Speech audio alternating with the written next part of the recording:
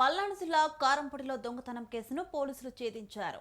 30 లక్షల రూపాయలు నగదుతో పాటు 13 కేజీల వెండిని పట్టుకున్నట్లు కారంపొడి సిఐ శరత్ బాబు, ఎస్ఐ వాసు తెలిపారు.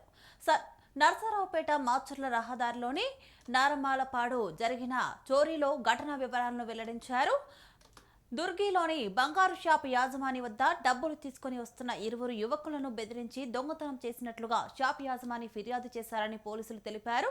యాజమాని వద్ద డబ్బు తీసుకుని వెళ్తున్న సాయి వెంకటేష్ తన మిత్రుల సహాయంతో ముందుగానే ప్లాన్ చేసుకున్న విధంగా డబ్బులు కొట్టేశారు.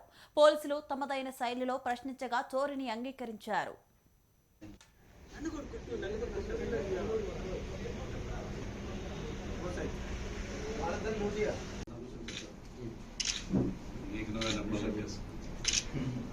పద్దెనిమిది 1/1/2026 తేదీన మధ్యాహ్నం సమయంలో సుమారు 3 గంటల సమయంలో కారంపూడి పోలీస్ స్టేషన్ కపిలవాయి నాగా సాంబశివరావు అనే వ్యక్తి వచ్చి కంప్లైంట్ ఇవ్వడం జరిగింది. అతను ఇచ్చిన కంప్లైంట్ ని ఎఫ్ఐఆర్ గా కట్టడం జరిగింది. అతను ఇచ్చిన కంప్లైంట్ ప్రకారం 17వ తేదీ అంటే ముందు రోజు సాయంత్రం సుమారు 5 గంటల సమయంలో సాయి వెంకటేష్ అనే వ్యక్తి అంటే ఈ నాగ సాంబశివరావు దగ్గర గుమస్తాగా పనిచేస్తున్న కోటేశ్వరరావు కొడుకు ఇతను ఈ సాయి వెంకటేష్ తన ఫ్రెండ్ వాసుతో కలిసి నరమాలుపాడు దగ్గర పొలాల్లో అంటే కారంపూడి పిడుగురాళ్ల రోడ్లో పొలాల్లో భోంచేస్తున్న సమయంలో అతని బ్యాగ్ లో ఉన్న 30 lakhs గోల్డ్ 30 lakhs మనీ 13 కేజీల సిల్వర్ గుట్టు తెలియని 2 వ్యక్తులు ముసుగేసుకొని వచ్చి వాళ్ళని రాడ్డుతో బీరు సీసాతో కొట్టి ఆ బ్యాగ్ తో పారిపోయినట్లుగా కంప్లైంట్ ఇవ్వడం జరిగింది. తెలిసింది ఏంటంటే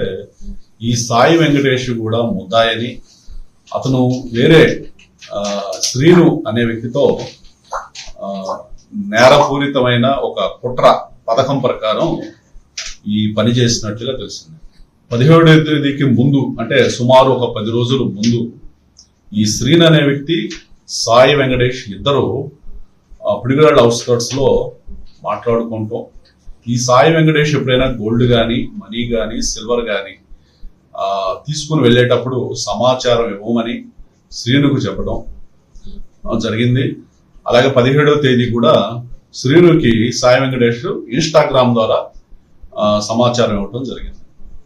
ఈ సాయి వెంకటేష్ తన ఫ్రెండ్ వాసు ఈ క్యాష్ ఈ సిల్వర్ తీసుకుని వెళ్తున్నప్పుడు శ్రీనికి సమాచారం ఇవ్వటం, శ్రీను మరొక 3 తీసుకొని అఖిలు, అంజీ, నాని అనే ఒక 3 తీసుకొని వచ్చి ఒక 2 శ్రీను, అఖిలు దూరంగా ఉండటం, నాని, అంజీ వీళ్ళ మీద అటాక్ చేసి బెదిరించి వాళ్ళ దగ్గర ఉన్న క్యాష్ లోపల వెళ్ళటం, ఇవన్నీ కూడా పథకంలో భాగంగా ఒక ప్రీ ప్లానెడ్ అఫెన్స్.